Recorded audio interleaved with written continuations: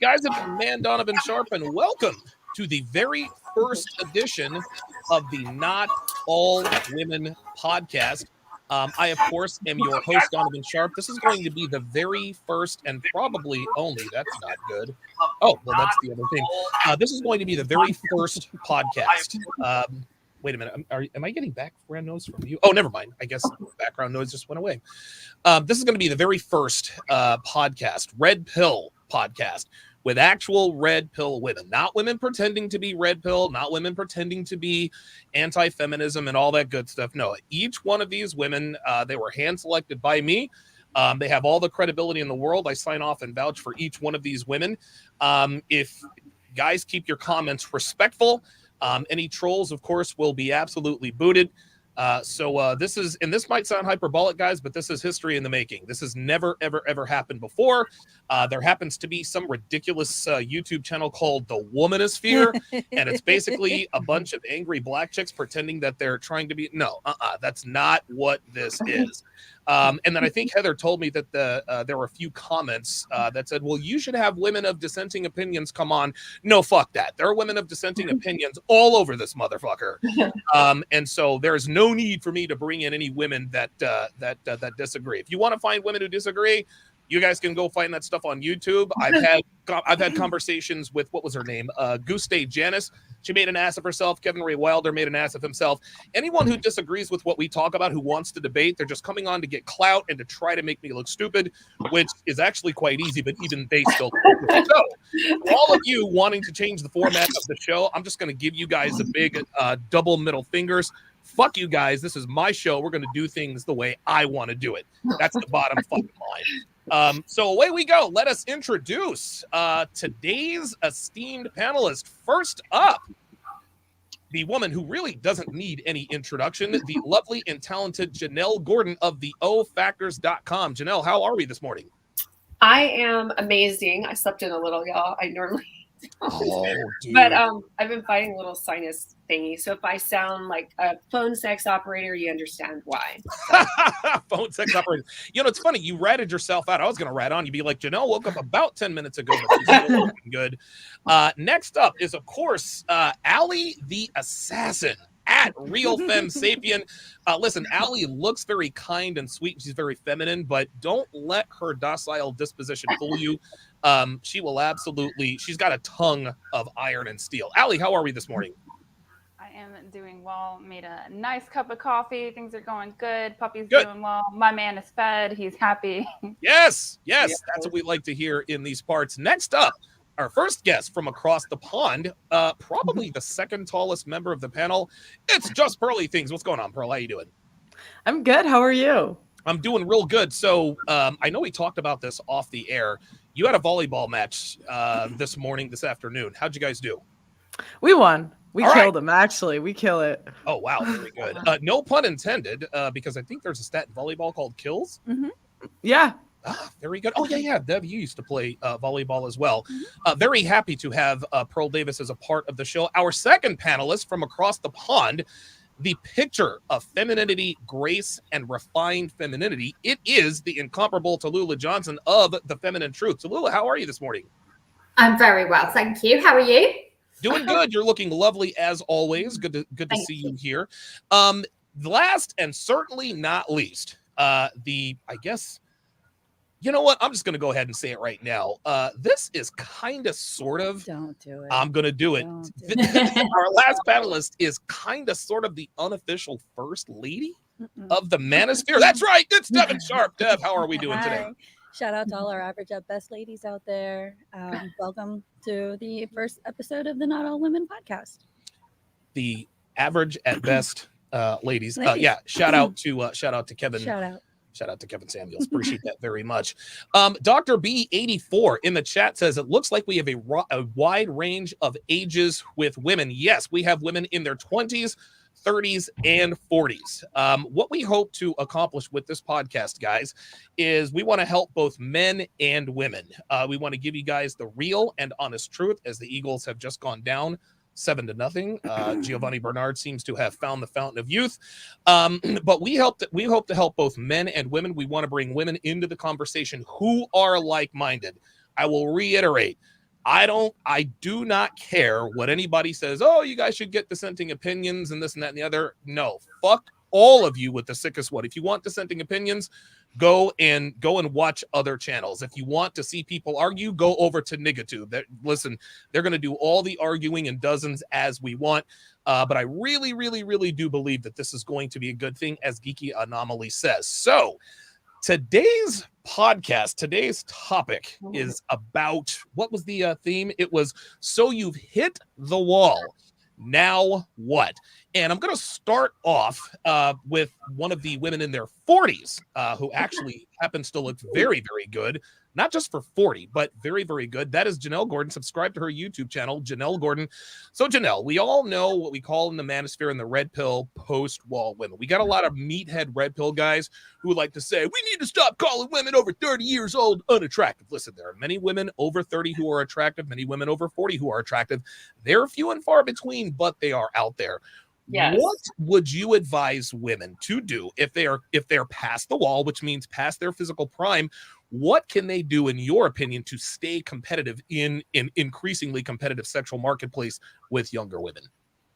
Well, I think the obvious answers, and it's so funny because I'm like, oh my God, I'm so puffy from this sinus cold that, you know, they're probably like, this chick looks crazy. Like, I normally am a little more, just you can hear it. But anyway, besides all that, looks aside, I think most people are going to stay to really focus on your looks, which is obviously, that's a given, right? But for me, it's really focusing on your level of feminine energy. Like how, because what happens is the longer women have been on the planet, the more biased we become. That's right. And the more that we're prone to move into that feminist territory of, like, some of my girlfriends around here, I live in Newport Beach, that are like, fuck man, everyone's a narcissist, da da da. And you know what? That shit is contagious. It's like the fucking virus. It's like COVID, you know? Right. So Right. You've got to just do practices that are constantly embracing your femininity. And I would say, remember, I said this in a previous show, like, whatever you resist persists. Whatever you can't be with won't let you be. Don't try to be 20. You're not 20. Okay. You're 40 or, 30 or 40. So own that. But at the same time, understand that maybe when you were in your 20s, as we know, you were probably a hot mess. Yes. And there's probably many women that weren't. But so bringing everything back around, I'd say the main thing is embrace your femininity. Do things that actively build that. For me, it's my practice and it's what I teach, so it's pretty easy. Right. But for you got to find out what that is. The other thing is, don't try to be 20. Be an empowered version of, or embodied rather. Scratch the empowered. An embodied version of your femininity, of your age. Yes. Okay, very good. I like that advice. Tallulah, what are your thoughts? Because you are in your late 30s. You look fantastic. Your boyfriend is clearly a high value guy. As a matter of fact, the way you talk about him makes me a little bit jealous, because not even Devon glows when she talks about me.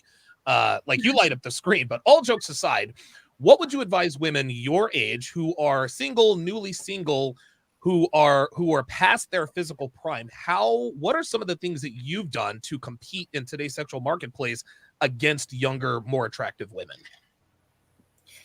Well, definitely, I think it's really, really important that you don't, as an older girl, that you don't always listen to society, because society is always going to say, oh no, you're fine as is. And actually, I've felt that in my late 30s, actually, I've had to up my game in ways. And, that is with regards to in relationships. I am, a lot of people say it's feminine, submissive. I do decide, in people might have a bit of a different view to this, to almost obey my partner in a healthy manner. But a lot on looks is always mentioned at our age, and I do really feel that that's important. I mean, I am not going to sit here and say I have done nothing to improve the way that I look, and I have, and I feel it's important. And I think if you want to do that, if you are older and you do want to do those things, that's okay, and go ahead and do them.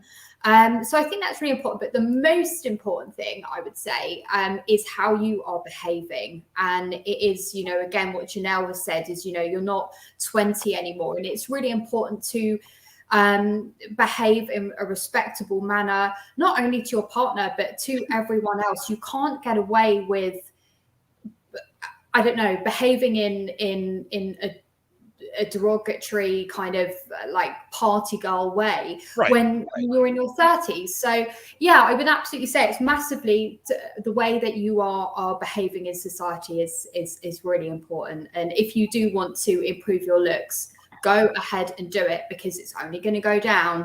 It really will. It gets harder and harder every year. It is. So yeah. Very good. Good advice. Shout out to the Godfather himself. Rollo Tomasi is in the house. The Godfather of the Manosphere is in the house. I'm trying to talk him. I probably shouldn't do this. Nah, never mind. I'm not gonna put him on the spot. So shout out to Rollo, who is watching here in the house. Driver Seat in the chat says, "What's up, family?" Let me read the super chat here quickly before we get to Aly. REI 12 Figure says, "My man Donovan, this is by far the most revolutionary idea in the Manosphere since Fresh and Fit. God bless you and your growth, brother." And now we are going to be demonetized because I just said the phrase "fresh and fit" live and in living color. They seem to be everybody's public enemy. So Aly, you are younger. You are 26 years old. You're clearly in your physical prime, very, very attractive. What are some of the things that you are, very muscular as well. What are some of the things that you are going to do when you start to get older to maintain your sexual allure to your fiance and, well, really your husband later on? Honestly, I'm really fortunate because he prefers me more in a natural state. He prefers more of a fit woman's body, and I prefer being a fit woman because I did lose 45 pounds. Women like to act like, yeah, I did. I lost 45, but women like to act like hot girl 30s isn't possible. And I don't think that's true. So I run long distance. I do CrossFit, but I've also done kettlebell fitness.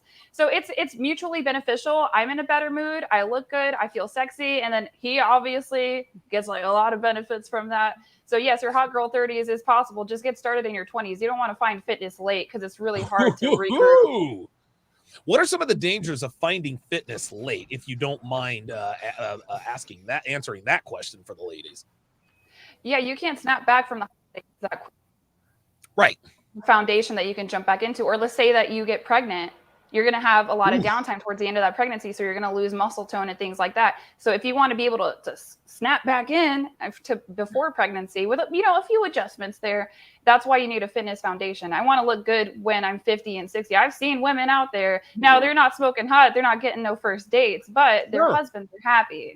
You better believe it. Absolutely. Great advice. Shout out to JB with the $5 super chat. Says, shout out to the Master Jedi his Padawan and the ladies on the show. This is awesome and looking forward to many more. Absolutely. Street Fighter 88 with the $10 super chat says, great shirt, Donovan. Everyone knows Captain's Winter Soldier uniform is the greatest design. Stay tuned for the Iron Man Bleeding Edge armor. Okay, so Pearl, you are the youngest person on the panel. I think you've just turned 25 years old. You're clearly very active. You play volleyball, you play professional volleyball, and you play basketball. What are some of the things that you are going to employ to maintain your physical attractiveness as you get older? I would say staying in shape. My main goal right now is I really want to learn to eat better and cut out sugar this year. Oh my God. Because I recently cut out drinking a couple of years ago, and that improved my life a lot. Okay. So the next step is sugar, definitely. Okay, sugar. Very good. Speaking of maintaining shape, listen, let's go to the first lady here. So Dev, you are so you're 45 years old. You clearly look fantastic. Now obviously I've told people what you do to stay in shape, but for those who haven't heard, what are some of the things that you do to maintain your attractiveness to me, your boyfriend, who has had younger, tighter, more attractive women than you? I'd say first thing is my diet. You really have to keep the carbs low, the protein high. So, if you're always it doesn't matter what type of diet you choose, it's all calorie deficit at some point if you want to lose weight. I work out with a trainer for an hour a day, 5 days a week in our gym. And I mostly do strength training. I do core exercises every day, and I do cardio like twice a week. I hate it. Mhm. You know, I'm lucky in the fact that I was very active when I was young, so I did build a strong Oh, foundation. God. Here we go. So Here we go. Here we I didn't go.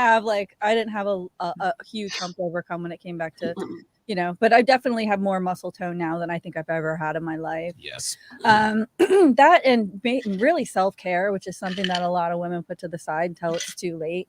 Like what? Like Self-care. like taking care of your skin, taking care of your hair, Mhm. making sure that you're getting adequate nutrients, and Mhm. just you know, overall a healthy lifestyle. You take care of the inside, you take care of the outside, and it begins to show just in your energy as well. Now, I remember when I met you, you were drinking a lot when I met you. I Would was. you say that quitting drinking, because Pearl said she quit drinking a long time ago. So quitting drinking on a regular basis, how has that improved your health, your looks, your life, I etc.? haven't had a drink in a year. Oh, wow. Like anything. So Oh, wow. it's Really? definitely, yeah, it's improved everything. God damn, I I didn't know sleep that. so much better. Like I don't have like a disrupted sleep cycle at all. Mhm, Like mhm. I just, you know, I quit alcohol. I started coffee.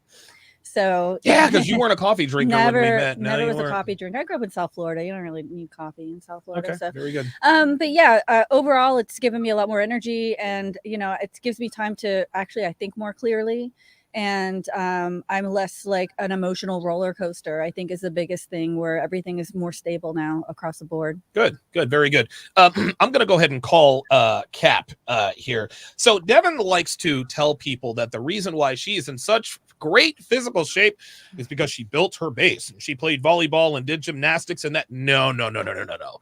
Devon looks good, obviously, because you work at it. But Devon, don't get it twisted. She was blessed with superior physical genetics. Yeah, Yes. huge. You gotta. It's like me. I could not work out for 2 years and look the same. Like, Yeah. Yeah. It's just, you know. genetic. I never worked out in a gym until we built one, to be honest. But That's right. super important what you said, Devon, or the AKA First Lady, for us women, you know, any women over 30, 35, you have to do, you've got to do weights. You have to, because not only just to, you know, maintain muscle mass, but also for orgasmic potential. And, you know, it's the orgasmic life here. That's very true. Building testosterone.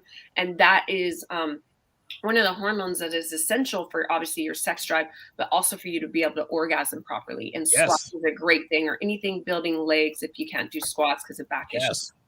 By the way, Devon is also thanks to Phil Foster. Phil Foster and his company assists Dev. She is on testosterone replacement there. Well, not replacement, but she's on testosterone and HGH. Yeah. Exactly. And you look better now physically than when I met you.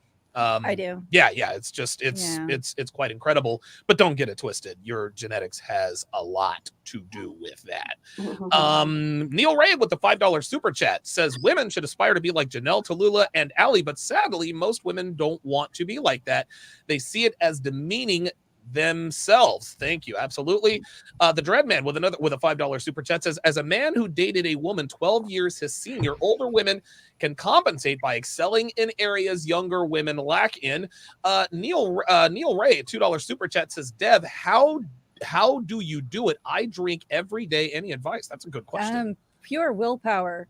You've really got to decide that you do or don't want to do something, and then just do it. I mean, I'm not one to talk. I have like the worst discipline of pretty much anyone Donovan's ever met. So, you know, for me, it's kind of like, okay, hey, you know, I'm going to make a decision to do something, and I'm going to stick with it, and this is going to be my life now. And it's really helped me create other ways of dealing with stress and more healthy ways of dealing with anxiety and things of that nature. So, I mean, overall, like if you use it as a crutch, it will always be there for you. If you use it, if you pretend like the crutch is no longer there, you'll find the strength to continue without it.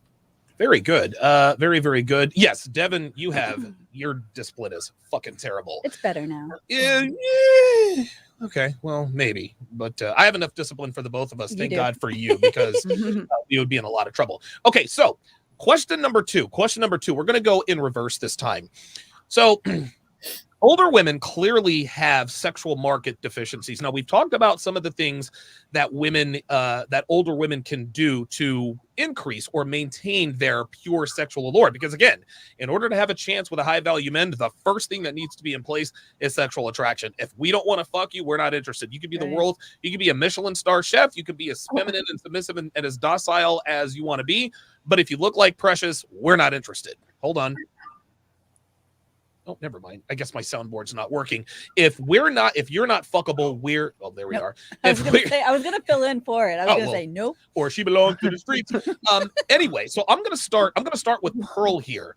Again, Pearl, you are the youngest. You're the youngest on the panel. What are some things that you would advise older women not to do? So you've already got a sexual market deficiency in terms of the age and all that good stuff. So when you get older, assuming that you're going to be married, whatever the case may be, what would you advise women who are in their mid to late 30s, early 40s, activities to avoid to stay competitive with younger women? I would say the party scene. Because I think they expect that from someone my age, but if you're 35 and doing the same thing that I'm doing, what value, like what benefit is he going to have to dating you if you're still a party girl in your mid 30s? Okay, very good. On top of that, I'd also say just, I don't know, do everything you can to be an asset in a guy's life, because I don't think a lot of girls my age are like willing to do that a lot of the time because they have so many options. So oftentimes if you like treat a guy like he's like the only one you're talking to and put all your eggs in that basket, like a lot of guys aren't going to get that from a 25-year-old. Right. Absolutely. Yeah, that's very, very true. And I've said this all the time. Young, attractive women tend to be useless because they've never had to be useful. So Tallulah, your story in terms of how you met your guy and how you were able to lock him down, it's inspiring. It really, really is inspiring. Talk about, now, clearly you are an asset to his life. Talk about some of the behaviors that you avoided to stay on his radar and to be able to secure a commitment from him. Yeah, so it's definitely things that have already been mentioned, actually. Pearl has mentioned drinking and partying, and that was like a massive thing because as I was going through the wall, or whatever you want to call it, when I was a bit older than Pearl at the time, but I was in my late 20s.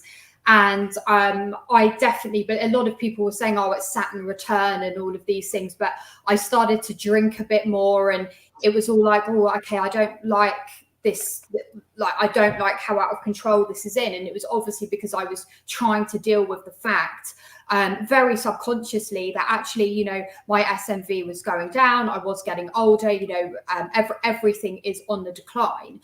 So absolutely, stop partying, stop drinking. There is nothing worse, especially here in the UK, as women that are above the age, I would say sort of 30, 35, and they are out raving and they are out drinking. Like here in England, like raving and drinking parties, a lot of the girls are still teenagers. And it really just doesn't look good. It's not appropriate for the type of guy that you want to be with. And for example, with my partner, he has, I'm really not going to go too much into this just for confidentiality reasons, whatever. Of course. But he has a very, very high status. And yes, that was a huge attraction to me as well as just him. But, you know, I understand that, you know, the types of people he's around and the fact that I'm representing him, that I need to understand, you know, how to present myself, how to represent him. So it's important, like I just said, you know, partying, stop that, you know, with drinking and things, try and find something else to find as your fix. For me, it's dark chocolate, as all you guys know.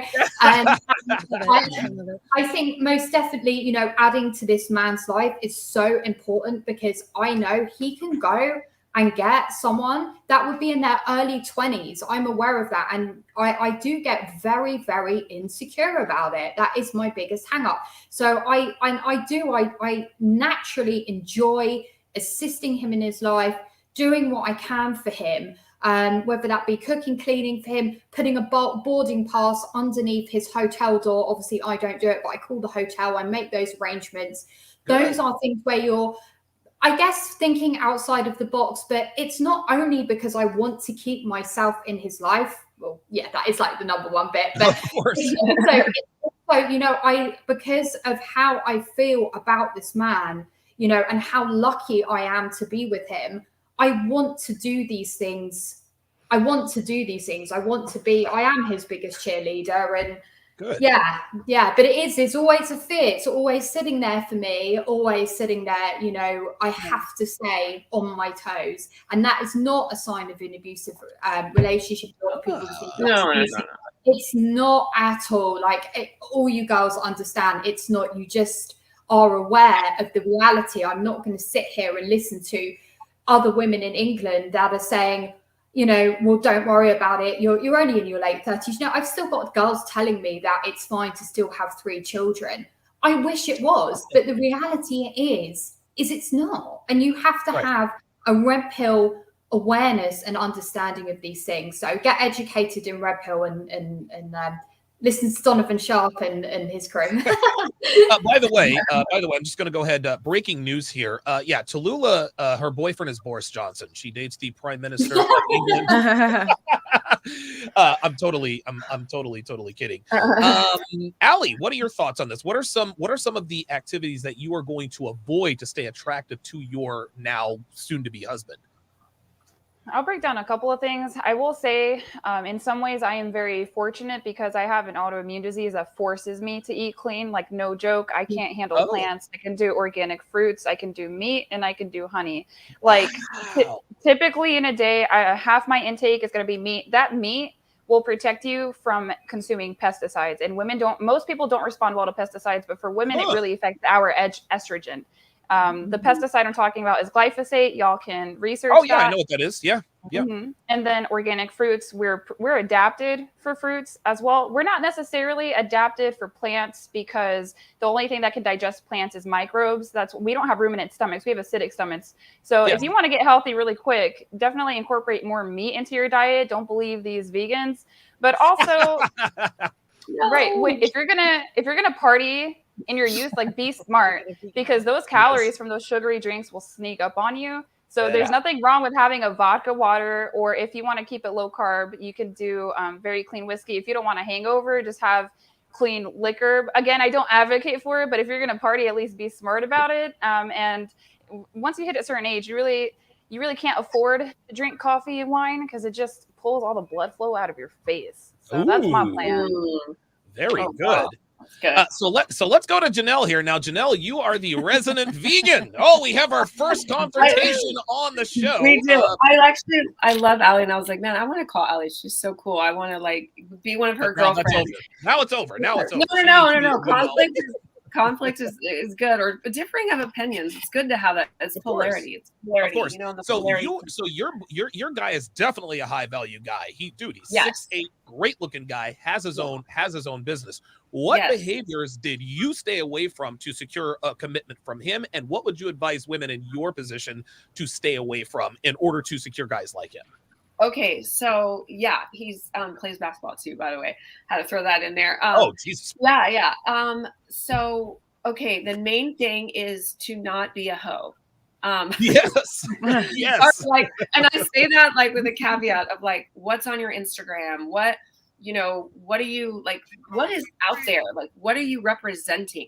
Even if you're not an OnlyFans girl, but you're just a girl that wants that. I'm learning new words through him. Clout, more wants all that attention. Just don't do that stuff, because guys don't he can literally go and get. And I am with you, Tallulah.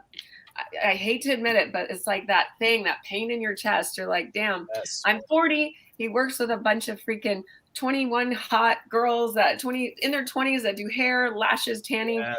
And they throw the pussy at him, don't they? Every single day. He goes, he's like, I don't have to look for it. I don't even have to go on Instagram. He's like, I just have to show up to work. Just go to work. And the girls are always like, oh, hi, Isaiah, I'm bringing you your new client, and all this stuff that, and I know that. And it wasn't saying that to make me subconscious, just saying but this is a fucking reality. It's a reality. Yes. So the behaviors to stay away from is present yourself as a lady, and I really try to do that. Like I'm sexy. Like I always like to show cleavage. And the rule is show one or the other. You're going to show cleavage. That's fine. You're going to show a little leg. That's fine. Don't just show it all. You know, you got to like that. Pick one, show up the legs, or even what's even better, what drives my guy crazy is like just seeing, it's not seeing necessarily the cleavage, but the shape. Just wear like a nice form-fitting dress. Guys' imagination is crazy. So do that. The other thing I would say is everyone said all the other stuff, add value, do the cooking, do the cleaning. If you're not living near him, which I don't, send food, all that stuff like Tallulah said. Good. But the other thing that you can do that not a lot of women, no one's mentioned yet, but of course the sex coach will, is sex. You have to be able to keep up with their sex drive. And that means offering them sex, initiating blowjobs, BJs, making sure that I can say that, making sure that you're sexually available and taking care of your sexual organs, your vagina, your yoni. That means yoni steaming. You guys all work out, and I've heard everyone talk about working out. Are you working out your yoni? And I'm not talking about just squeezing it. That doesn't work. Just like if I squeeze this all day, is that going to do anything? No, right. But if I add resistance, it's going to. So I do weightlifting for my yoni every single day. I steam my yoni several times a week. You have to do that. Yes. Wait a minute. Hold on. How do you lift weights with the yoni is the JJ, by the way? How are you lifting weights with that thing? Like what do you do? Well, I sell all the items in my shop. You should definitely take a look. Yes. Website. The ofactors.com. Ofactors.com. So okay, it's basically they're little eggs that you put inside of you with strings attached that you can take, like, this isn't a water bottle, but like those little, empty water bottles. Mm-hmm, and you start by just putting a little bit of water in it and you lift that. You do it empty at first. Then you continue. And I've done it live before for my Facebook group of 1,000 women lifting water. Whoa, shit. And listen, it's prolapsed uterus is a major, it's the number one most avoidable surgery for women. Women are getting their uterus taken out like a wisdom teeth, but it's avoidable. And you have to, this is really important. This is not about me just selling products. It's about saving women's uteruses and saving women's sex lives, because that muscle gets lax over time, and guys feel that. Okay. So yeah, I would say that's a huge thing. And one last thing to add to Aly's little vegan spill. Here we go. All right. So meat is extremely acidic in the body. I'm not saying to not eat meat. I'm actually O positive, and I actually crave meat, but because of my spiritual path, I don't eat it. So when they cut people open when they die, you can check this up. Facts. There's between 8 to 10 pounds of undigested fecal matter, and that is mostly from meat. That, yeah. So if you are eating meat, and I have no problems with eating meat if that's what you choose to do, make sure it's grass-fed. Make sure there's no hormones in it, and make sure that you're getting monthly colonics. You have to. Yes. I had one yesterday. So. Very good. I like it. Yes, colonics. I've had 2 colonics in my life, and every time I felt like a fucking new man. I'm like, a shit show. It is a shit show, but after it is, but there are a lot of benefits. Dev, listen, man, what are the behaviors that you avoided to make yourself more available to me, etc.? I have a couple thoughts on this. Okay. You know how when men find the red pill, they're like angry, or they're, they get pissed off, like, there's like the anger phase is what I'm trying to say. Yes. And so I think that when women realize that they've hit the wall, they're past their attraction peak or whatever, and it's basically all downhill from there, they do one of two things. They either, fold to the pressure and start drinking, get cats, don't take care of themselves, get fat, whatever. And just say it's over now. I'll never be a 10, and I'll never be 25 again. So what's the point? And then there are ones like me who double down and say, okay, this is what I've learned. This is where I need to be. This is what I've got to work with. So I'm going to go ahead and play up to my strengths. Right. And so by playing up to your strengths, like we said, maintain your fitness and your appearance. But also, work on the things that you can control, not the things you can't control. Like you always say, control your controllables. Absolutely. And those are things like your ability to cook. And more importantly, I think that as women get older, they do become more nurturing, and they're better at being more selfless and anticipating people's needs. Of course. However, there's a fine line between anticipating someone's needs and being able to take care of a man and mothering him. And especially as you get older, you do become a little bit set in your ways. So a lot of women will tend to not be able to trust men to take care of the things that they've been doing on their own for long periods of time, or they're not willing to give up that little bit of control to compromise. So there's a delicate balance there between, understanding that you can be feminine, nurturing, and supportive while being able to give up and not be a mother. Gotcha. And also, I think that women who, as they get older, they realize that, okay, my sexual market's value's gone down, but I still have this other value called a relationship market value. There you go. Who'd you learn that one from?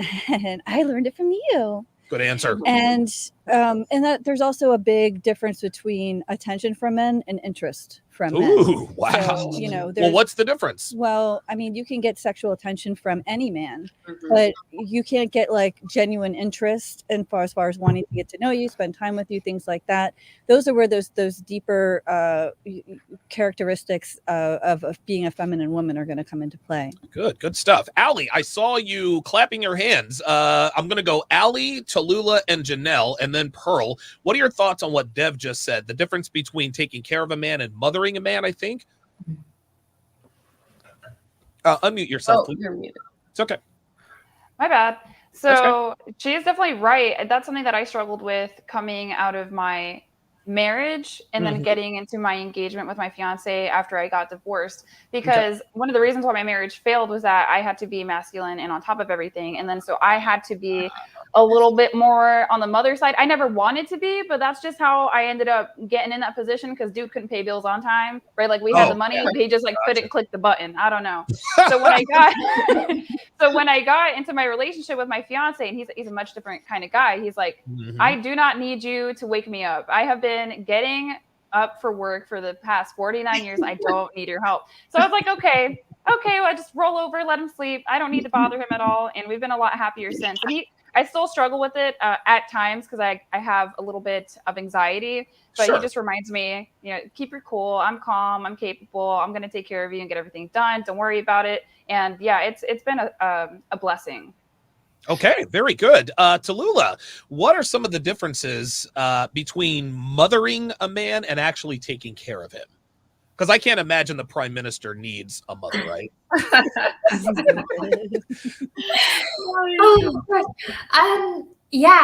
It's definitely, there's a really, really fine line. And I would say the best way is, you've given me something to think about actually, but realistically, it gets to a point where you don't say anything. That's the best way, is doing things without bringing up, do you want me to do this for you? I can do that for you, or whatever. Just do it.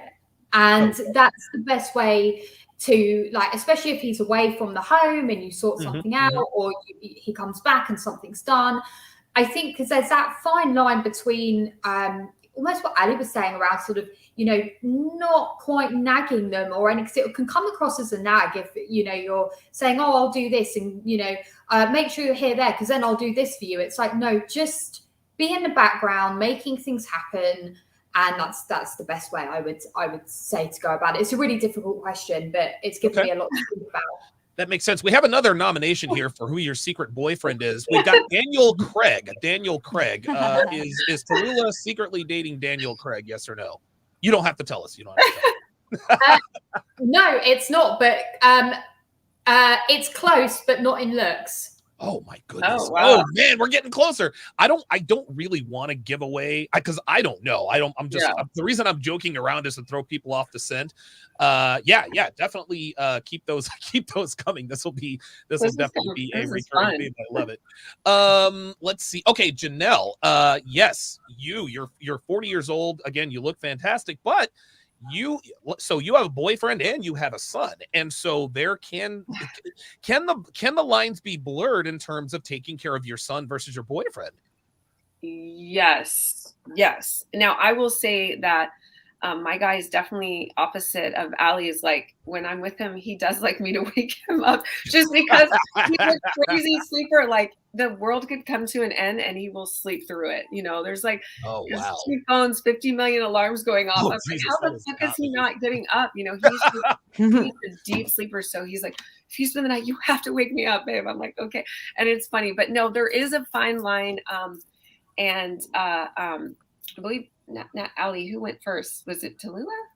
It was Devon, then Tallulah. Devon. I'm so sorry. Devon, you said it best. Man, women need one mom. And most of the time they love their mom, but they don't want to spend their life with their mom, right? They're not trying to build a life with mom. They needed their mom to take care of them. So if you turn into that mothering role, which is, it's not just the anticipation of the needs is great. And don't ask if you should do it, just do it. And if he doesn't like it, he's alpha, he'll tell you. My guy will say, respectfully, Jennelle, I love that, but please don't do this again. I'll be like, okay. And then you just don't do it again, So you just, you assume that you assume their needs, do it. If they don't like it, they'll tell you. And also someone said really good, just keep it, less is more, less verbiage is more. That's what Tallulah said. Yes. Yeah, absolutely. Before we go to Pearl, Dev, when you do something I don't want, am I nice about letting you know? Do I say respectfully, don't do that again? Or how does that work? I mean, you just tell me. It's not respectfully or mean. It's just don't do that anymore. Okay, very good. So I'm not a tyrannical monster that everyone seems to. It really lacks the drama. Now, if I keep doing it, that's a different story. That'll get ugly. Yes. There's a lot of things that you need to learn from dealing with a man that you do have to quote unquote take care of versus a man who takes care of himself and just needs you to complement his life. Those are some major adjustments like Aly had mentioned. And, just waking up is just one of them. Paying the bills, like, whoa, why are the lights out? Right. Like a lot of women have been there. So they have a really hard time not only learning how to trust, but just letting go of certain things and saying, he's got it. Okay. And that's one thing I really love about you is that I can trust you to do what you say you're going to do. And if you need my help, you ask for it. I don't have to step in. I'm like, yo, Dev, get up here. I got a problem. That's how that goes. Yeah, the tech support stuff, though. Now, Pearl, someone asked earlier, I guess we should just go ahead and, I'm not one to get into all this gossip and stuff, but you're no longer in a relationship. And I don't think that that's something that's, listen, man, these things happen. But with your most recent relationship, did you ever struggle with the difference between being a mother and a boyfriend, taking care of him versus mothering him, or was that never an issue because of your age? God, she's thinking. You just hit the nail on the head. That was the issue. Wow, really? Okay. I was thinking, wow, this question really applies to my life right now. Wow. No shade on the guy. You found yourself having to mother him more than was comfortable. Yeah, okay. I did. Wow. I guess you didn't like it that much. No, it wasn't fun. Oh my goodness. Well, we're gonna let Pearl recover from that because it's clear that she is traumatized by this. Righteous Jamie says, I would advise the ladies to get a colonoscopy. I've had 5 colonoscopies in the past. Nothing more scary to find out your body is failing you. Okay, so we have I don't want to say this, devolved, but yes, colon health is very, very, it's a shit show, but it's clearly necessary. Yes, absolutely. Let me ask you, let's start off with, let's go in a different direction. Before that, Jason Moreno with the $10 super chat says, this has turned into a next level show, Donovan. Great conversations all around. The ladies have been a nice addition to the evolution of the show. Keep dropping the knowledge. That knowledge, man. Yeah, appreciate it. So far, so very good. Jennelle, you mentioned something earlier. Actually, I think it was Tallulah who mentioned something earlier. I'm going to go to Jennelle, then Tallulah. Jennelle, you said, hey, man, sometimes I can feel. What are your thoughts on a woman being just a little bit insecure in their relationship. And when we say insecure, I don't think that's really what we mean. When guys like me talk about it, we call it competition anxiety. When a woman no longer feels like she has to compete, then guess what? She's going to gain weight. She's going to get bitchy. She's going to withhold sex. What does a man have to do to keep your competition anxiety engaged? To keep it engaged, I mean, keep it high. Yes. Well, just look like my guy. Yes, right. Dude, like he's beautiful. Like, how do you like? He walks into a room, he has dimples. It's like, fuck, man. Like, give me a break here, shit. Yeah, everywhere we go, people are like, dude, man, do you play ball? Do you play ball? And he's so meek, and he always has his hoodie on when we travel, and he like tries to be incognito, but it's like, how do you dress that down? But I think, the insecurity thing, this is a fun line. I think it's like you have to have enough of it so you don't let yourself go, Okay. But if you have too much of it, then that can ruin the relationship too, because your insecurities can overtake, and you can acting on those, meaning like, are you like, what's going on? And just treating him a certain way because you feel every second of the day that he's out fucking someone. You know what I'm saying? Yes. So it's a balance of keeping you on your tippy toes. So you're always like in fight mode, like I do Muay Thai. And so it's like, you always got to stay on your toes. And, but at the same time, you don't want that to overtake you, so that you're acting on that insecurity or that competitive edge. And then can ruin a relationship really quick. Okay, excellent. Tallulah, you don't strike me as the type of woman in your current relationship who will ever stop competing, who will ever stop trying to remain high value for your guy. What is it about him that keeps your competition? I don't even want to use it I don't even want to call it competition anxiety. I've got to come up with another word, but what keeps you engaged to keep your value high to him? Well, like I mentioned before, he has got a really quite a high status, and he presents himself like really well to other people as well, and he has a really big network of people around him. He is honestly the definition of high value, and that's not only through kind of like money and this and that and the other. It's the way that he behaves. He's constantly, like they say in the RP community, like in frame. Like he's not going off of his path for anyone. And I would say that's obviously a really good thing, and it's massively what attracted me to him. But it's also, yes, I do get very, very anxious around, if I know I'm like seeing him and we're meeting and what have you, I'm just like, oh my gosh, like my lashes on and my makeup and this, and I had this done, had that done. Like the lengths I go to are insane. And it is slightly sometimes like, I think, God, I can't, it is hard work. Any like girl on this panel will understand this is such hard work. But you know what? I just think, you're not abnormal. In the 50s, like in the 50s, this is what women had to do. In the 18th century, this is what women had to do. We had to constantly keep on our toes, keep looking good, keep serving, keep obeying, whatever way you want to put this, to stay in this, to add value to this man's life. And it gets harder as you get older. But I think to answer the question properly, he is doing what he wants to do at all times. He is so grateful. He is, and I like that. He is grateful. He is thankful to me. But I do still worry. He has, same as Jennelle's partner, he has women in their early 20s around him all the time that want to be with him. Yeah. I'll be honest, guys, like honestly, I mean, I don't think he's going to watch this, but I sometimes like wonder, like, what the hell happens if I'm sharing or if I have to share, but like for me, it's like, okay, well, I'd rather be with this guy who's in his frame that I'm attracted to, that I do want to spend the time with, that I do physically want to be intimate with, than the guy that is, completely, you know, just not about him. He becomes all about me. He tries to enter my frame. No, Okay. no, there's nothing more unattractive than that to me. It's just, yeah. What is it? Can I, real quick, Donovan? I know Aly's next, but I would just love to say, and Tallulah, you and I are going to be besties after this.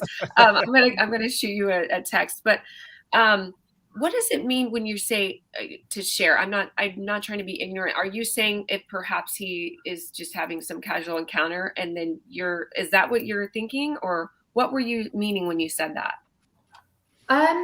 Yeah, like, honestly, yeah, I do wonder, you know, I don't want to know if I'm sharing. I hope I'm not. I really hope I'm not.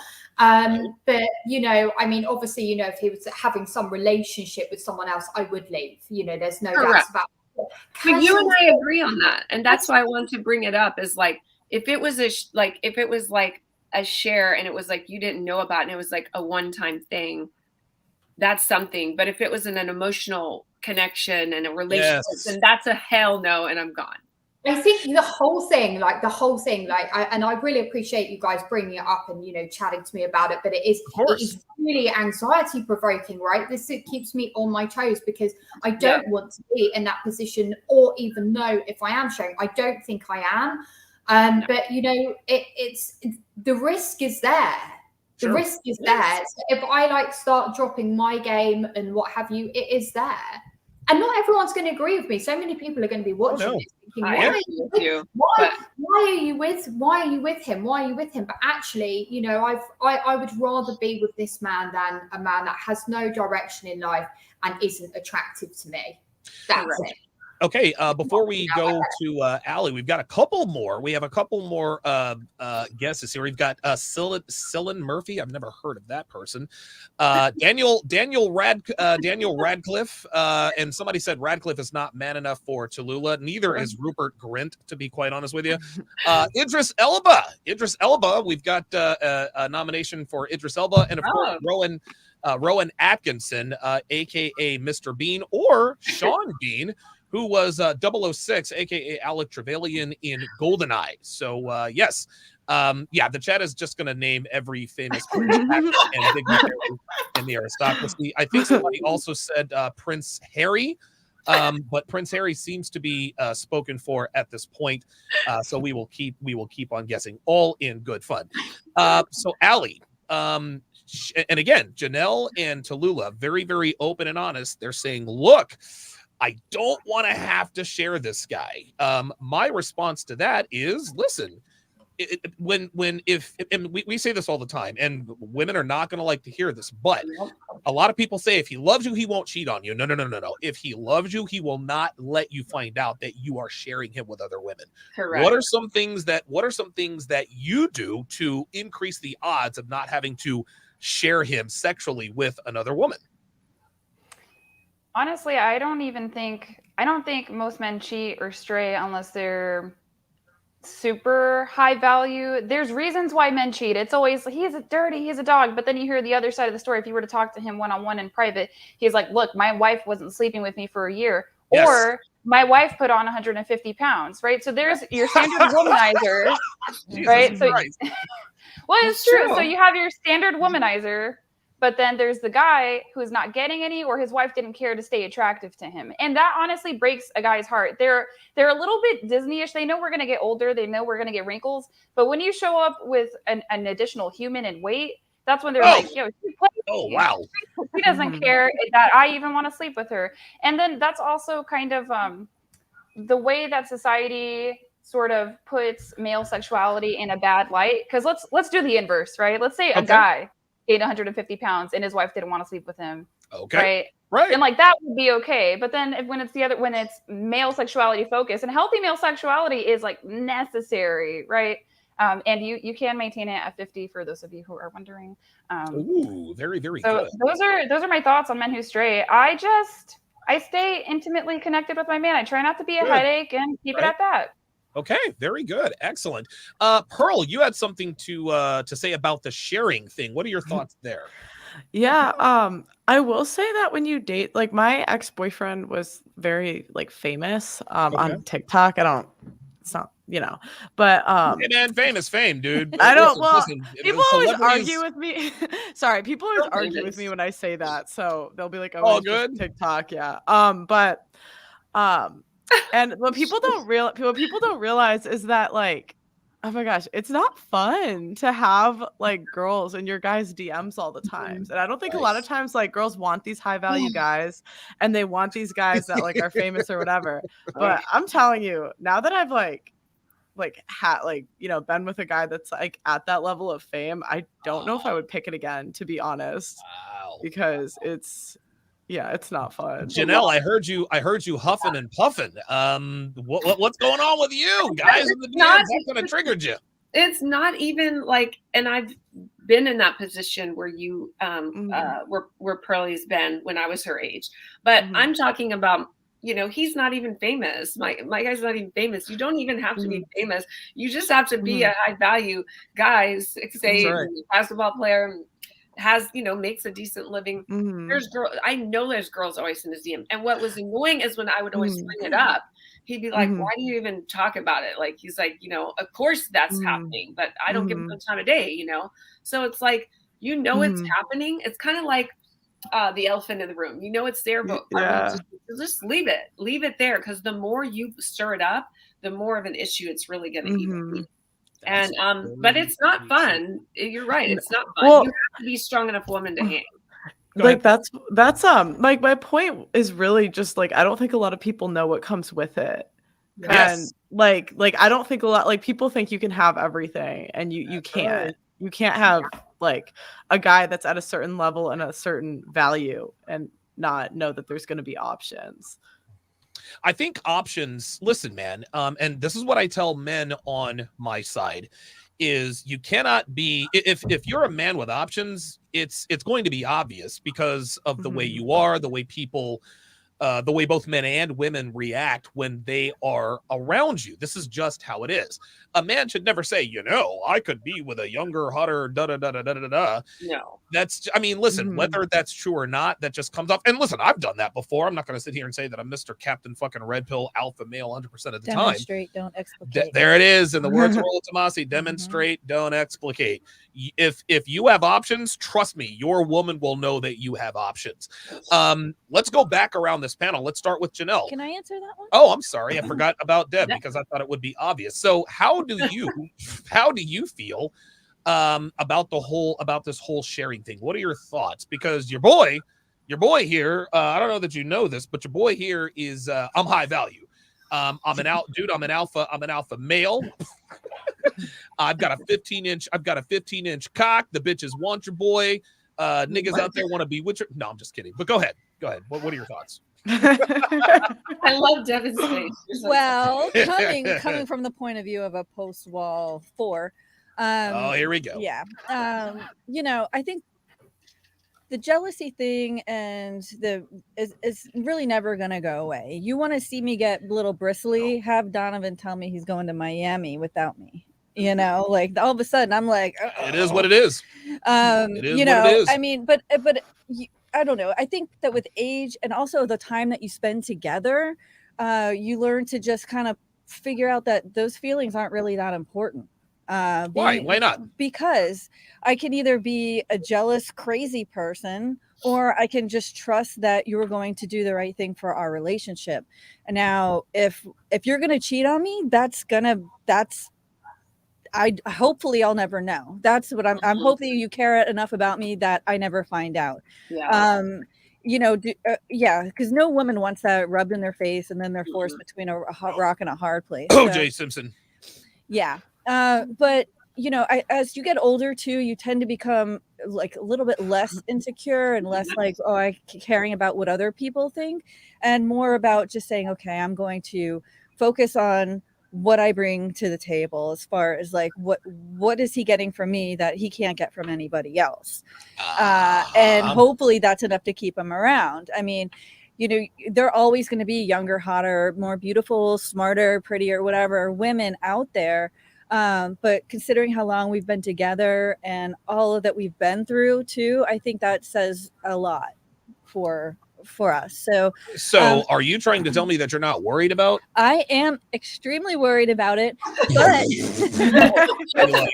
I do have catch that flight down to Miami. But here. I do have a level of confidence where Sure. you know, when like names pop up, you know, whatever, like who's this Jennelle, who's Tallulah, who's, you know, who are all these female names that I, you know, like I have enough confidence in myself and in you to say, okay, I'm not going to question him. It'll come out if it needs to come out. So, you know, and I think that it's a combination of being confident and also, but not being complacent.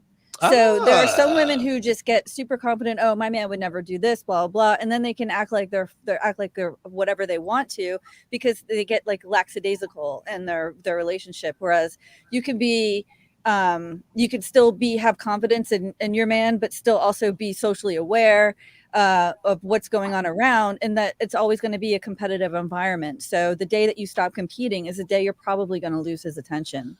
So you said you're good with names like Jennelle and Aly and Pearl and Tallulah popping up. What about Caitlin? Oh, Nope. Yeah, exactly. Not a fan. Not a fan. Listen. What Dev said is, I agree with her 100%. Yes, she's put in the work to secure her slot. But guess what? The rent is due every day. Right. All right. Yeah. We're not on a 1-year lease. Dev, I love you to death, but this ain't no long-term lease. That payment is due every day. Some days the payment's going to come a little bit late. Some days the payment, listen, you're not going to be on point all the time, every time. But the fact is that you know that I could replace you just like that if I wanted to. And this is not being disrespectful. This is how it is. This helps her to continue to be attracted to me, and it helps keep her on her toes. That's just how it is. Mm-hmm. By the same token, I can't just be like that and just slack off. No. I got to take it to the limit every fucking day. I got to push myself physically, mentally, financially, and motivate myself to keep this value that I have. Otherwise, Dev is going to start to get bored and, dare I say, maybe even unattracted to me at some point. So if you want options, gentlemen, you have to present yourself as a man with options. This means keeping your value high. And there's a reason why they say relationships are work. It takes an effort on both parts. You can't take it for granted that someone's always going to be loyal to you, sure, or, you know, maintain fidelity when you're slacking off and really like acting like you don't care half the time. That's right. Take nothing for granted. So now the question is, and this will be our last question, because this has been a really good show. Jennelle, talk to the ladies who are in relationships with men with options. Give me your top 3 things that you need to absolutely do to be proactive to increase the odds of him straying or adding another notch to his belt, unbeknownst to you. Unbeknownst to me, hopefully, or that I was invited. Yes. Oh boy. Okay. So Jennelle's a little bit of a freak. All right. Okay. All right. We got you. Like, just bring me in on it. If you're gonna, you know what I'm saying? Sorry. I would say, okay, can you phrase the question again? Sorry. That's okay. What can women do, regardless of age, to increase the odds of him not straying sexually? There are no guarantees in life, but you can certainly swing the odds in your favor. Give me the top 3 things in the arsenal of Jennelle Gordon that decreases the odds of him straying on you. I'd say, and this is probably going to shock other people because you're probably going to think, oh, it's supposed to be pointed at them. Number 1 is serve yourself. And what does that mean? That means take care of your emotional needs, your physical needs, your mental needs, your spiritual needs. Take care of yourself, build your femininity, because don't expect him to do that. This is something I think a lot of women get trapped in. They look to their man to fill all those needs. And like you said, you're out there just trying to be the most high value man. So if you do that, you're in trouble. You got to make sure the glass is half full. And the second thing is to serve his needs. Serve him every single day. I know women hate that. Serve his toxic needs. Masculinity. Yeah, to the fullest. And sometimes that need might be giving him space. It might mean he doesn't need you that day, or he's processing, or he's so serve his needs according to his needs, not according to your needs. And a good woman will know when her man needs that space, or when her man needs more or less. She'll know. She doesn't have to ask, because she's in tune with herself and she's in tune with him. And then the last thing I would say is you got to fucking keep it interesting. Keep it like we've all said, and this comes straight from the Kama Sutra. If you ever attend one of my retreats, we do Kama Sutra practices there. The O Factors, theofactors.com. Theofactors.com. So keep it fucking interesting. You know, there's variety all around. And if you get into psychology or in the personal development world, we have 6 basic human needs, and one of them is the need for uncertainty and variety. We need to have that. So mix it up for your partner, making sure that you are, if he likes a little cosplay, do it. My guy's obsessed with this bob cut. So one day I'm going to show up with just a wig on, like, you know, just like, that's awesome. You know, like, keep it freaking interesting, keep it a variety, and make sure that guys want it, different things. You know, they get bored with the mundane. That's why they like to look at so many women. Because it's all variety. So recap, number 1, serve yourself and all your needs. Make sure you come to the table full, and then serve his needs according to what he needs, not what you think he needs. And lastly, spice it up, keep it interesting, variety, and make sure that he just can't leave you because you've served him, you've had value, and you've kept it spicy. Okay, very good answer. Tallulah, what are your top 3 tips to the ladies in terms of decreasing the odds of your guy running around on you? Your yoga instructor. Sorry. Okay. So ladies, listen up. This is all really, really important. So first things first, do not listen to what society and your girlfriends tell you. Do not listen to the media telling you that it's all fine to be exactly how you are, that looks don't matter, everything comes from the inside. No, it doesn't. You know, the bottom line is it doesn't. And also, you know, look at the friends network you've got around you. Be around like-minded women. Be around kind and caring friends. And that's really important, especially when you are being kept on your toes in a relationship, to be able to, you know, speak to your girlfriends and have girlfriends that understand your point of view and aren't going to tell you find how you are. That is really important. Definitely. Another thing is do not post up or pictures of yourself trying to get attention, because, you know, all women are like, oh no, I do it for myself. No, you don't do it for yourself. You are doing it for validation. Like, if I was to go and do that, that is me probably feeling a little bit insecure that day, or I'm just going to post this picture up and see what I get back from it. Don't do that. It is trashy. It is disrespectful. And you are representing this man. So just either get rid of your social media, or do not post pictures up like that of yourself. Remember, you're representing him, and it is disrespectful. And the other 2 things is eat healthy. For me, unless it's a very special occasion, I just constantly eat foods that are real food. You know, anything that is real food. That we've discussed that. And you know, serve, obey, and stay in his frame. You know, stay in his frame at all times. Don't nag, don't do any of that. And that's the best advice I can give. But most of all is don't post up these trashy photos. It's excellent. If your boyfriend Pierce Brosnan were watching this right now, he would be very, very proud of Tallulah Johnson. Let's go to Pearl and then Aly. Pearl, what are some things that you would advise women your age? Because listen, you're young and attractive, right? And a lot of young and attractive women think, all right, I'm young and attractive, so my guy's not going to step out. I mean, listen, I've dated some young hot girls. I cheated on just about every one of them. So how would you avoid this or reduce the odds of this happening? Of getting cheated on? It's funny. I asked my mom what the secret to a long and healthy marriage was. Hold on, and answer that question. Why did you ask your mother the secret to a long and healthy marriage? Oh, because I want one.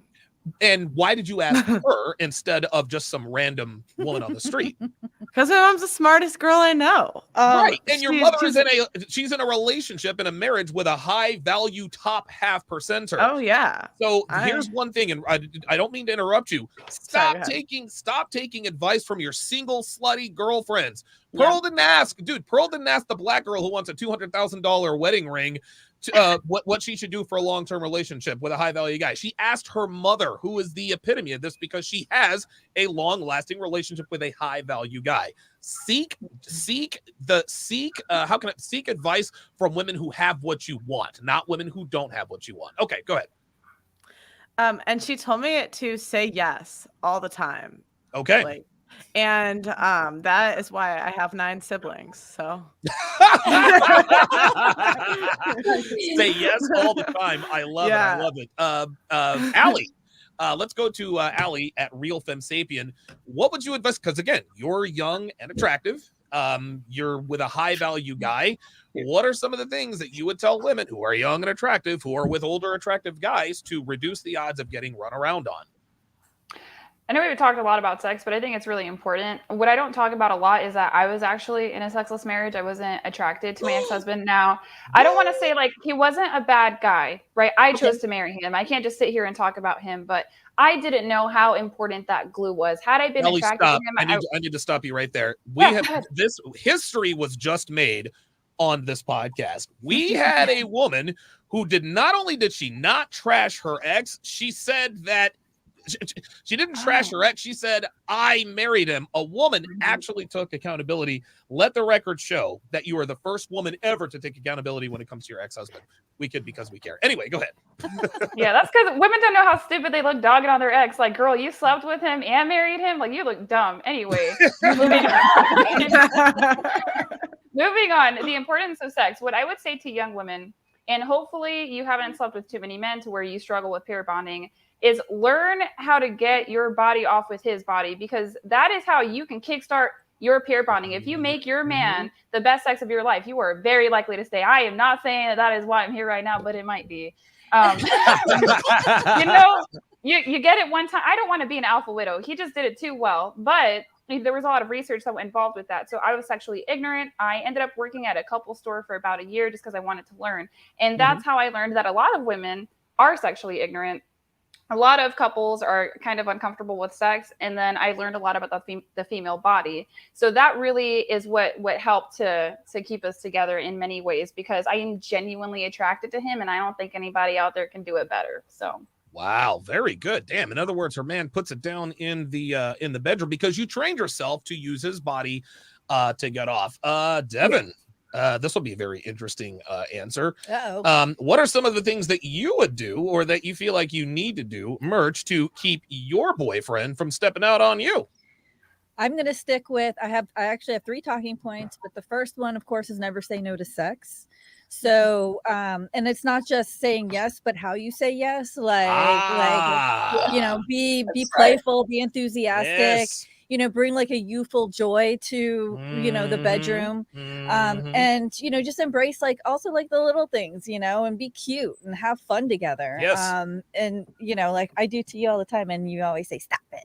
You do what? I do stuff to you all the time. I grab your butt all the time. Yeah, I don't like having my I don't know. He's like, stop it. Hands are on my ass. I'm just a little uncomfortable. Yeah, but it it's just fun ways to show your attraction. Yeah, but that's the gateway drug to ass play. No. But speaking of ass play,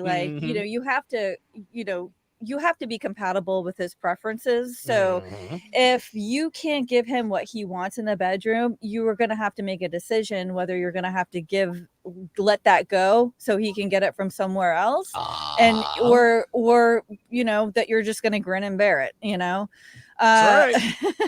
True. So there are some things that some men want to do that women just can't bear to do. Yeah, so anal sex.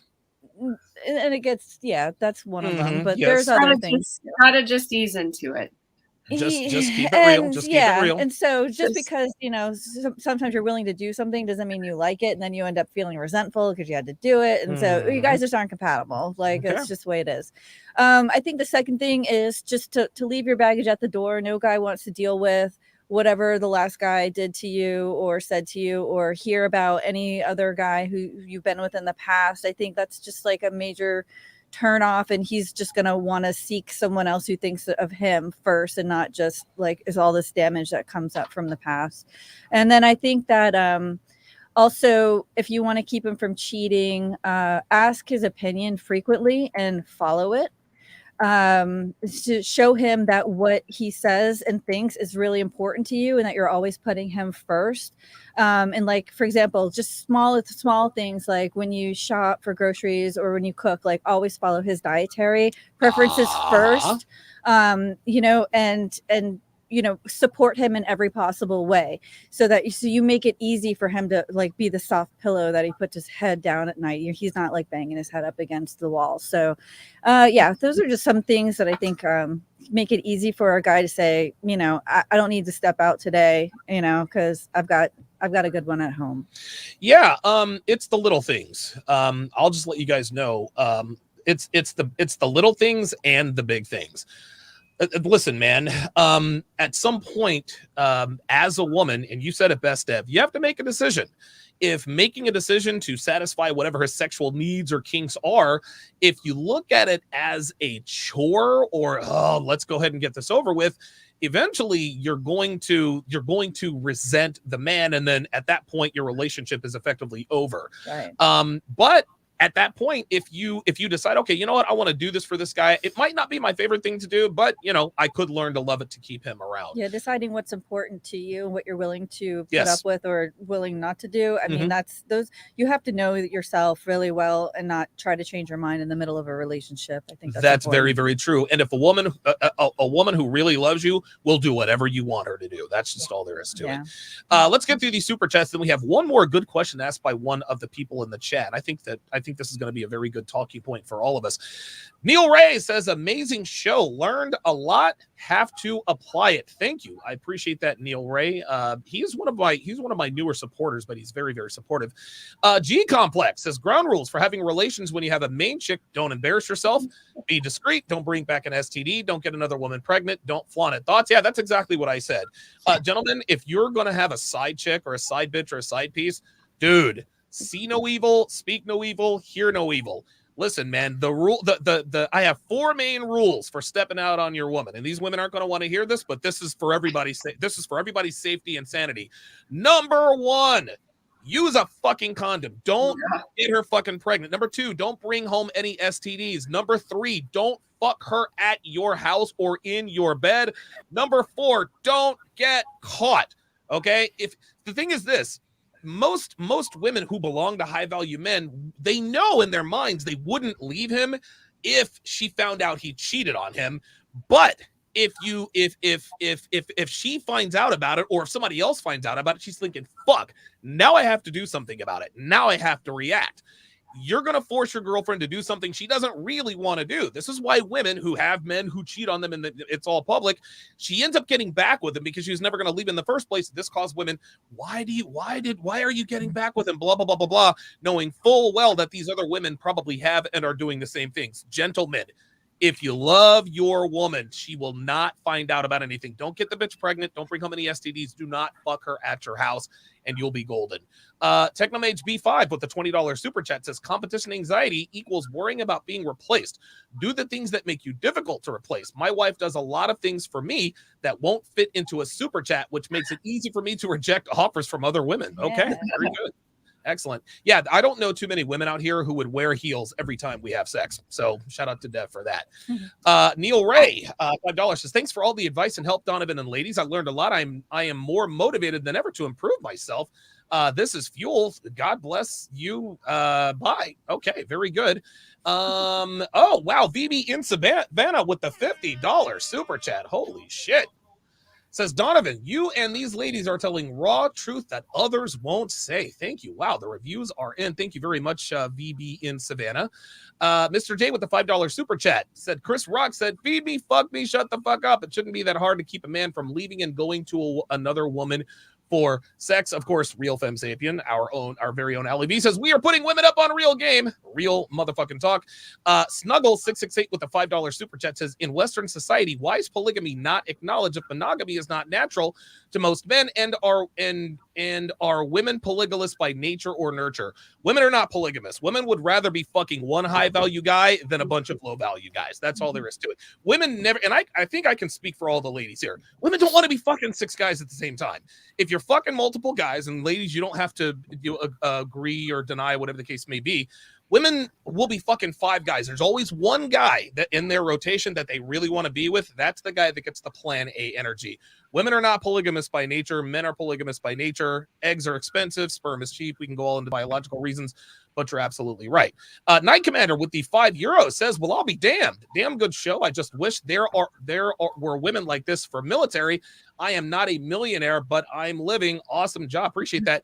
Wayne with a $50 super chat. Holy shit, wow. Man. This is crazy. He says, great idea for a show. Looking forward to many more episodes. OG Nando with the $5 super chat says, thanks for this amazing show, everyone. Technomage B5, $5 super chat says, my earlier super chat, think along the lines of RMV, relationship market value. So the reviews are in. I think we've got a hit on our hands. Does anybody have anything to add on to what we were just talking about before we move on to the last and final question? Anything at all? No? Okay, very good. Last question for the ladies, asked by Dr. B84. And we'll actually start with Tallulah. We'll go Tallulah, Pearl, Aly, Jennelle, and Devon. Says, women talk about how they have all these male options, but none of them are signing up to commit to them. Do the ladies feel that you've won being able to keep a man in today's dating market? Wow, Tallulah, lead us off. Do you feel like you've won being able to get your guy? Yes and no. I don't feel that the competition is over. So yes, there is a sense of yes, he is committed, and I feel so much better about that. And yes, great, I've won. And I do feel, I feel good about that. But it's, the competition still feels like it's always there. But definitely, I feel so lucky to have him. So yeah. Okay, good stuff. I like the answer. Now, Pearl, you're no longer in a relationship, but my guess is that it shouldn't be too difficult for you to find someone. Will you feel lucky, or do you think it's just too hard to start a relationship and maintain a healthy relationship in 2022? Do I feel? Well, I feel like that to answer the original. Sorry. No, that's okay. No, I mean, I wouldn't say I've won because I'm not in a relationship. Do I think it's too hard and to date in 2022? No, I think if you make it hard, it will be, but no, it's not. Okay. How do women make dating harder than they need to? Young women in particular. Because listen, shout out to your girl that you did that England video with. And by the way, go check that out. I forgot what the title of that video is, and we just sacked Tom Brady. But there was a girl that you're with, and I'm not trying to put her name out or business out on Jump Street. But she has a boyfriend, and you guys saw a couple of guys that you thought were attractive from afar, and she didn't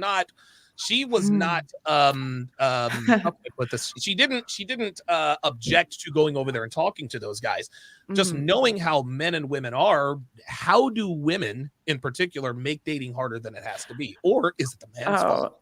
Well, one, it's funny. She broke up with her boyfriend the next day. So, oh my god, there we go. Actually, there it is.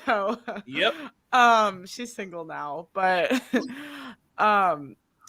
I think you make it hard by like casual sex, like with a lot of guys. That makes it hard. Having a bad attitude, that makes it hard. Okay. Like going into dating with the attitude that men are trash, that makes it hard. Okay. Blaming everything and everyone else and taking no accountability for your actions, that makes it hard. But I don't know. I'm a positive person, so I just Like if you go into something with a good attitude and you work hard at it, like good things happen usually. Not only that, Pearl, you are one of the lucky few. You were raised in a 2-parent household in a successful marriage with a lot of siblings.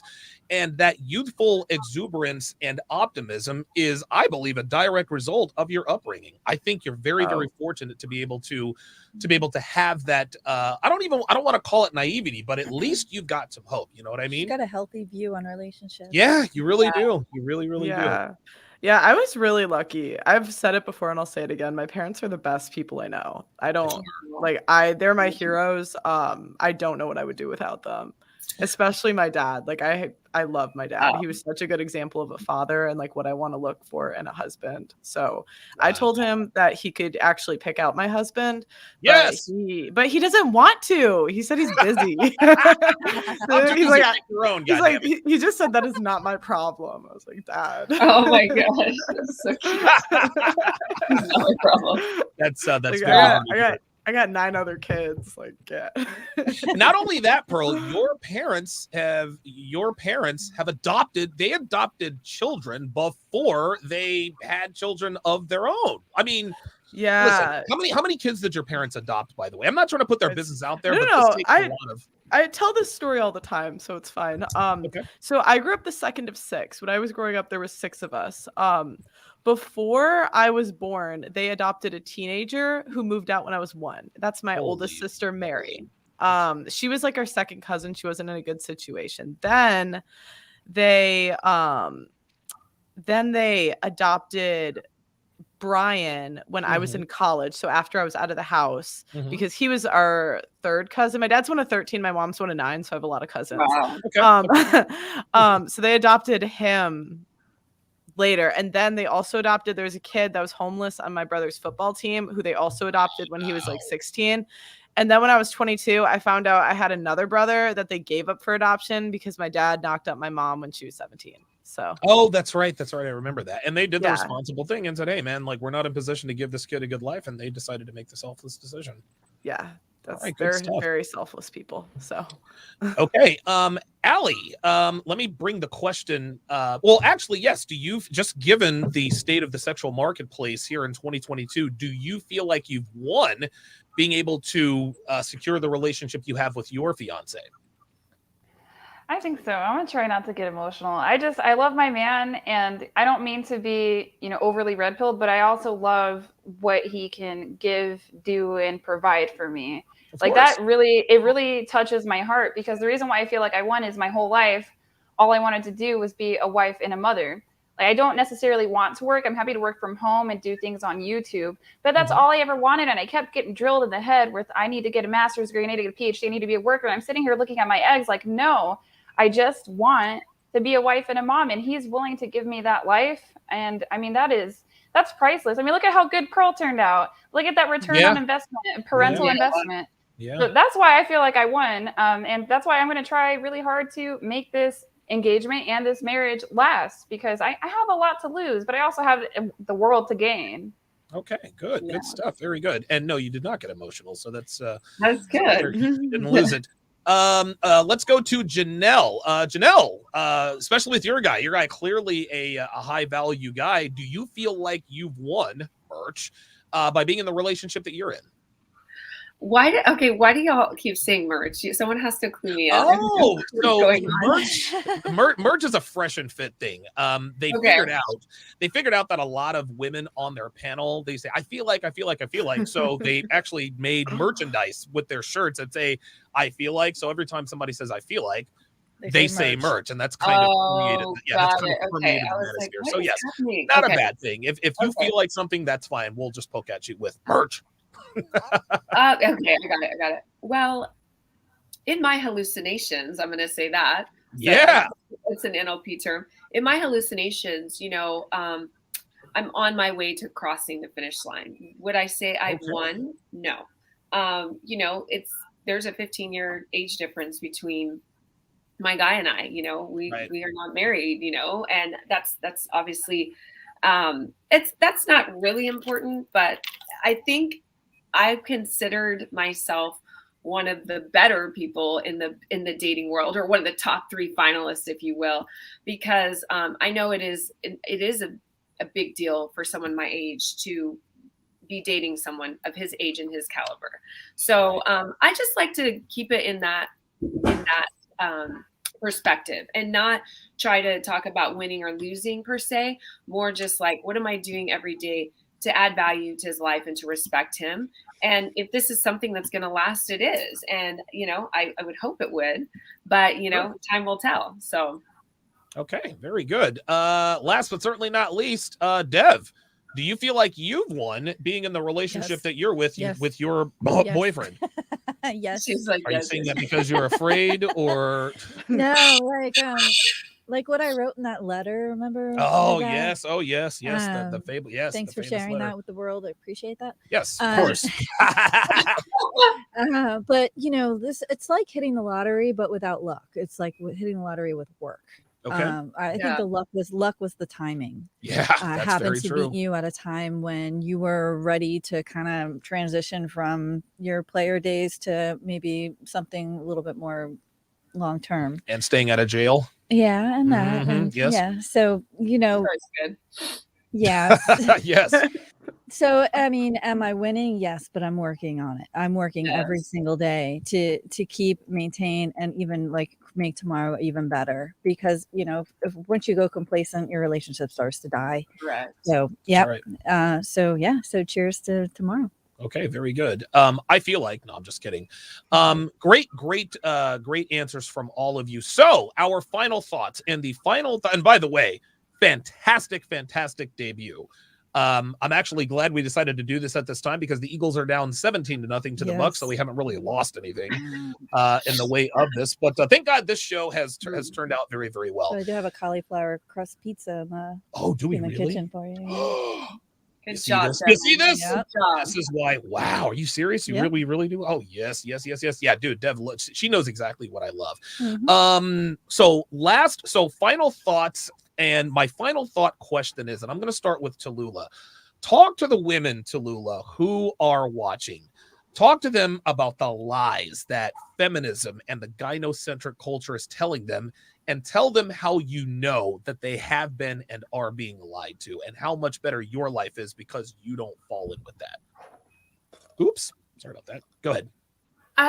I can't really comment too much because I don't have children, but what I see a lot in the UK is women who are my age, who have children, and they're juggling like a job and a child and a partner or a husband, and it's just not sustainable. And these women have quite high up corporate jobs, and I just see a lot of these women breaking down physically, mentally. The children are running riot. The husband is being, I just like, you'll see them out in the supermarket, and he's just like a cart horse. He looks so unhappy, and he's just going through the motions. And I mean, Pearl might see this a lot in the UK as well now you're here, but this is what I'm noticing a lot, and it's don't take on too much. And that's my number one, don't take on too much. And if you want to be a wife or a mother or both, then dedicate your life to that. That is a full-time job. That is something to be so proud of, and what we are biologically meant to do and feel comfortable doing. So that would be my final thought. Very good. Very, very good. Excellent.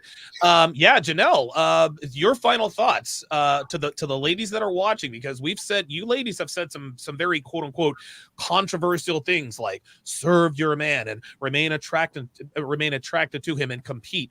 What are your thoughts to outsiders who look at this and say, oh my God, these women are lost. They've been brainwashed by the toxic masculinity that is the red pill. What's a response to those people? Just to piggyback off of what Tallulah said, and then I'll say my own thoughts. This is what she's saying about these women, in the workplace. These men are haggard. These children are running around. If you meet my son, and I'm a single mom, but I work from home. I do retreats a few times a year, and it's like I wake my own schedule. So I'm here with him all the time, right? Good. And that's a huge thing. just last night I was over at my neighbor's house and she's like, I've never met, a kid so like well adjusted. Well behaved, yeah. Behaved. I mean, my son, I can take him anywhere in the world and he's fine. He's not running around. He's not acting a fool. He says, he's cultured and he's polite, but he's also not a robot. I've taught him to think for himself and question everything. That comes because I don't have a partner, obviously, like that's a live-in, like, a husband, but it's because I've been able to understand the principles of polarity and dynamics. And I put him around as many alpha men as possible. He's in the AAU basketball league. My guy, when he's not working, spends time with him. They text, every day. And this is a huge thing. But so to piggyback off what she was saying, it's not meant for women to have to be in the workplace and do all this shit, and try to raise a family. And what Aly said is very true. Most women have that most women, let me caveat that, have that biological urge to be a wife and mother. I had it too my whole life. So, and there's nothing wrong with that because we are meant to procreate and serve our partner. That's it. And well, did I say that's it? And last final thoughts about relationships and keeping a man once you've hit the wall. Treat your partner like you did in the beginning of the relationship, and there will not be an end. Woo, very good. Very good. The Steel Curtain says she is speaking facts. Aly, I remember the very first podcast we did together. You never really bought into the feminist mindset because at a very young age, you're like, dude, these bitches are tripping.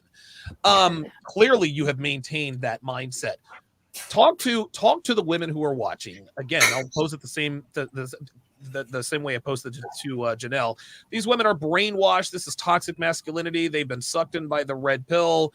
Talk to the women about the lies they've been told and how these lies affect them.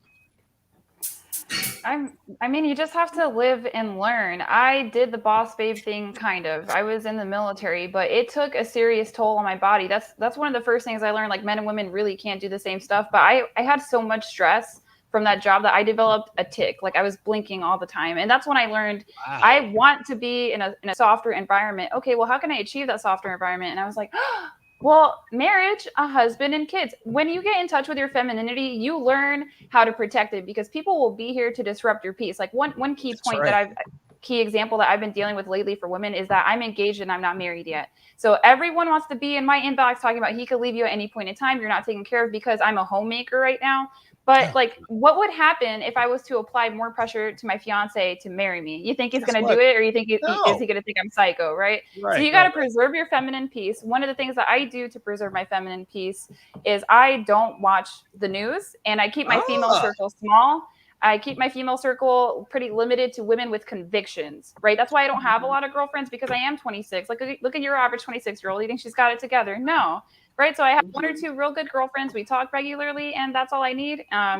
So yeah, turn your TV off if it's messing with your head and turn your notifications off if your girlfriends are messing with your head. Okay. Wow. Very good. Very, very good.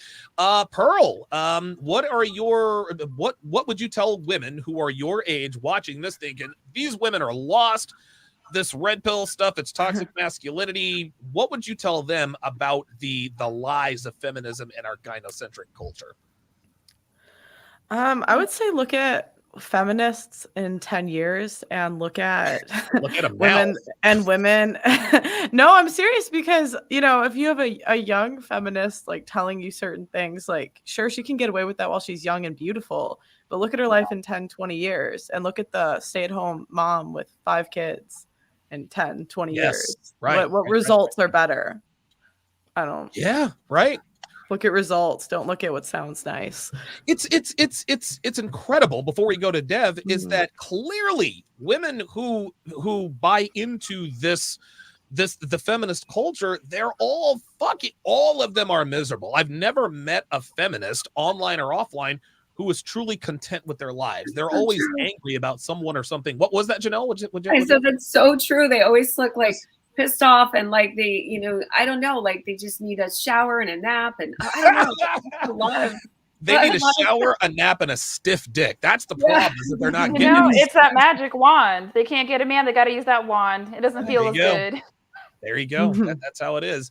Last but certainly not least, Dev, what would you advise young women, older women about the lies of feminism? What are some of the lessons that you had to learn the easy way and the hard way that, hey, listen, this is not really what you should be doing? You know, man, I grew up thinking that I didn't have to make the mistake to learn from it. Like I can learn from other people's mistakes. And I also grew up thinking that the worst thing that could happen to you when you're young is like to get married young or you get pregnant when you're young. You gotta get your life together first. And it's all just a bunch of horse lies and yuck. Right. I mean, and unfortunately, the people who are realizing this are the people who've already been through all of the mistakes and realizing that, hey, equal partnerships don't make you happy and you can't do it all. And you can't be everything to everyone and you can't have it all in one partner also. So it's very unfair to be preaching to young women that that you need to have a career before you have children. Like you have a whole life to have a career, whatever. Like nothing that you can do in your life is more important than family. And unfortunately, like most people just don't have they're not selfless enough to understand that. Right. So, I don't know. I think this culture is just really harming men and women by telling women that they can do it all, have it all, and it will make them happy when ultimately it's not all it's cracked up to be. Okay, very, very good. Fantastic shows, lady. We're going to go around the panel one more time. Tallulah, lead us off. Tell the people where they can find you. Yeah, thank you for having me, Donovan and Devon. It's been an absolute pleasure coming. Guys, whoever is in the chat and logged in says, please follow my new YouTube channel. I'm so new to this, but I hope you like my new content. And all you have to search for is The Feminine Truth. I can't be tagged in this video because I'm not at the subscribers that I need to be at. We can get you to 1,000 subs. Let's do it. Oh, gosh. So The Feminine Truth. And thanks again for having me, guys. Absolutely. Pearl, where can the people find you? You can find me at Just Pearly Things. That's the same across TikTok and YouTube. The only difference is my Instagram. It's just dot and then Pearly Things. Okay, very good. So a little bit of a variation. Just remember that variation. And of course, the links will all be in the chat. Aly, where can the people find you? Instagram, YouTube at Real Femme Sapien. It's the same on both. If you want to read my blog, there's realfemmesapien.com. Oh, yes. And yeah, if you look for me, you'll find me because I'm the only female red-pilled anthropological nerd out there. So ain't no other. That's great. The only female red pill anthropological nerd. Say that 3 times fast. And of course, last but certainly not least, Jennelle, where can the people find you? So the ofactors.com, that's my website. You can find everything about my retreats, my feminine conscious sex products for women. And then on YouTube, I'm Jennelle Gordon. On TikTok, the O Factors, Jennelle Gordon O Factors. And on Instagram, I am Jennelle. Sorry for all the weirdness, but I'm like Donovan. I've been deplatformed multiple times. So, and you cannot find me on LinkedIn because I got kicked off. They will not let me ever create another one. Yeah, it's funny. I think the only women who get kicked off LinkedIn are the women who have huge perky tits. So my guess is that if Dev ever started a LinkedIn, she would probably be banned as well. I have a YouTube channel now too. Oh, Devon does have a YouTube channel now. What's it called? It's called my name. Oh, Devon Sharpe. Okay, very good. Yeah, I don't know. We're gonna start putting some video clips of relation clips up there. We're gonna put in where it's gonna be completely devoid of all of my flamethrower, all my flamethrower stuff. So who knows? Yeah, maybe the idea is to make women more comfortable, finding this content. So absolutely. And not have the algorithmic bias that he's generated. So, ladies, thank you very much. I think that this was an extremely, extremely successful show. Hopefully. We will have you guys all back here next week. Join us next week, same bat time, same bat channel. Also, the original 6 will be debuting. Season 6 of the 6 will be next week, next Sunday at 8:30 p.m. Eastern Standard Time. We will see you guys then. Take care.